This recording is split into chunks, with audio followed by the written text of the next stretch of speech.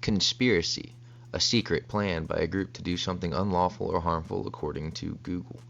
Conspiracies are popular among the American populace.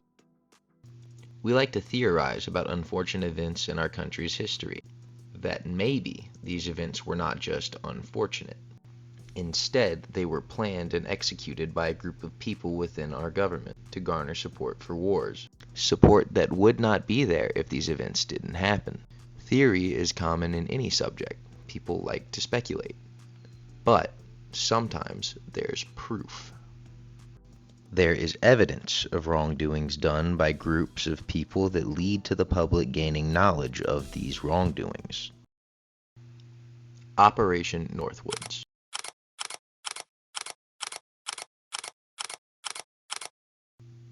This document is some of the most damning evidence of United States conspiracy and corruption, but there is a history to this terrifying piece of paper. And to understand the document, we must first understand the history. The Cuba problem. In the 1960s, the US and Cuba were not on the greatest of terms. Communism came to power in Cuba in 1959 thanks to Fidel Castro, whose revolution was backed by the, you guessed it, Soviet Union. And because our government has to stick their noses in everything, they just had to intervene. In comes the Bay of Pigs. No, not this beautiful beach in Cuba where it took place. The Bay of Pigs was an invasion. Created by the CIA and the Eisenhower administration, but ultimately inherited and executed by John F. Kennedy. The plan was to train 1,400 Cuban exiles to invade the Bay of Pigs on the southern coast of Cuba as a surprise attack while the CIA dropped bombs on the Cuban Air Force. Paratroopers would drop in and a smaller force would land on the east coast to confuse the Cubans.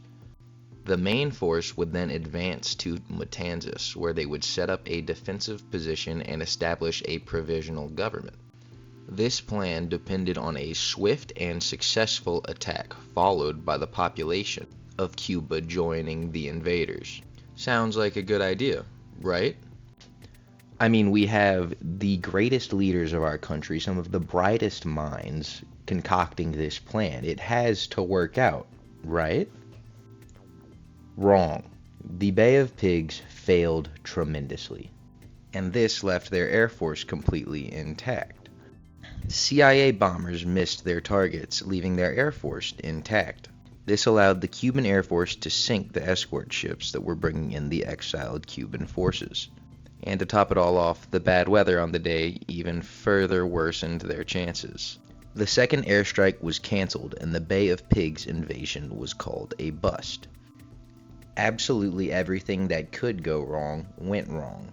The Cubans found evidence of the United States' influence on this attack. So, the Bay of Pigs invasion failed. The government was embarrassed and now needed a new plan to deal with Cuba. So, they began formulating ideas, most of these found under Operation Mongoose.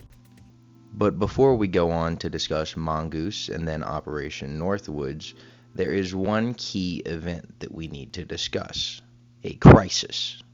1 year after the Bay of Pigs incident in October 1962, we are still in a world that teeters on the brink of nuclear war. What happens next marks the closest the Cold War superpowers, the United States and the Soviet Union, ever came to direct conflict. I am, of course, talking about the Cuban Missile Crisis. The crisis began when American reconnaissance planes discovered Soviet nuclear missiles being installed in Cuba. Cuba is just 90 miles off of the US coastline, so obviously this was not good. The president at the time, John F. Kennedy, faced a dire dilemma on how to respond to this unprecedented threat without triggering a nuclear war. On October 16, 1962, Kennedy was briefed on the presence of the missiles. Over the next 13 days, he and his advisors would engage in intense deliberations to find a peaceful resolution. The options discussed ranged from diplomatic negotiations to a full-scale invasion of Cuba, which had, of course, already been tried. 6 days later, on October 22nd, Kennedy addressed the nation. He revealed the existence of the missiles and announced a naval blockade of Cuba. This quarantine was intended to prevent further Soviet shipments of military equipment from reaching the island. American naval forces enforced the blockade, creating a tense standoff. The world watched as Soviet ships approached the quarantine line. This is it. This is where the war could have started. Would they stop, or would they force their way through and ignite this war? Fortunately, the Soviet ships turned back. This moment marked a crucial de-escalation. But the crisis was not over. Behind the scenes, intense negotiations took place between the US and Soviet Union. Eventually, a deal was struck. The Soviet Union would dismantle its missiles in Cuba, and the United States would publicly declare never to invade Cuba. The US also agreed to remove its missiles from Turkey. The agreement was music to the world's ears. By the end of October, Soviet missiles were being dismantled and shipped back to the USSR. The Cuban Missile Crisis had ended. The Cuban Missile Crisis had a profound impact on US-Soviet relations. But more than that, it destroyed their relationship with Cuba. And now that they had agreed not to invade Cuba, they had to think outside of the box. And in 1962, a plan of action was created. This plan contained a document created by the Joint Chiefs of Staff, the highest-ranking military officers of the U.S. Armed Forces. Their chairman, General Lyman Lemnitzer, was the one who presented it to the Secretary of Defense, Robert McNamara. The document proposed was titled Operation Northwoods. The plan called for a series of covert actions intended to create the appearance of Cuban aggression against the United States. The document included proposals for fake attacks on American soil, orchestrated hijackings, and staged terrorist incidents. While the document is only 15 pages, some of the proposals were shockingly detailed. Here on page 7, we can see that it says a series of well-coordinated incidents will be planned to take place in and around Guantanamo to give genuine appearance of being done by hostile Cuban forces. This portion even goes on to describe exactly how it could be done. It starts off simple with rumors and riots, but quickly turns into something more sinister. Starting fires, burning aircraft, lobbing mortar shells, then going on to capture the militia groups the U.S. government organized. And this is far from the wildest proposal in the document. Here they discuss potentially making it look like Cubans hijacked aircraft. You can pause and read here, or you could just go to the description and click on the link to the George Washington University PDF, which has it complete. Here is possibly the craziest idea of the bunch. The Joint Chiefs proposed the idea of buying MiGs and then dressing them up as Cuban aircraft. They would then put U.S. pilots in the seats and disrupt other aircraft or harass them. They even discussed going as far as to attack U.S. military drone aircraft. However, when these plans reached President John F. Kennedy, he was appalled. Kennedy rejected the proposals outright, refusing to authorize any of the deceptive actions outlined in Operation Northwoods. JFK's outright refusal marked a significant moment of restraint during a period of intense Cold War paranoia. His belief in doing the right thing is one of the reasons that I have respect for the man.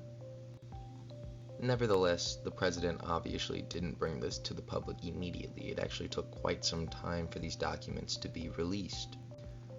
Operation Northwoods remained classified for decades. It finally came to light in 1997. The document was finally declassified on the 18th of November 1997 by the John F. Kennedy Assassination Records Review Board. Even still, in 1997, it barely received any news coverage. It wasn't until late November of 1998 that it received any media attention, first from CNN during their 1998 Cold War television documentary. Since then, really the only coverage it has received is on YouTube from independent journalists. This makes me ask the question, why? Why are these media conglomerates not talking about this type of documents that have real evidence of government wrongdoing? It certainly would make for a juicier story than what they're releasing nowadays, and it abides by their journalistic integrity to deliver the truth to the public.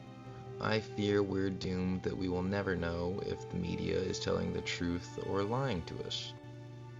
I fear even more that we'll never get the truth from our government. That is the point of this video. Operation Northwoods is proof that our highest-ranking military officials are willing to lie to us in order to get what they believe is best. How can we know for certain that past military operations have not been based on lies? In the future, how will we be able to tell if the government is lying to us or not? It is up to you to decide what you believe to be fact and what you believe to be fiction. Thank you for watching.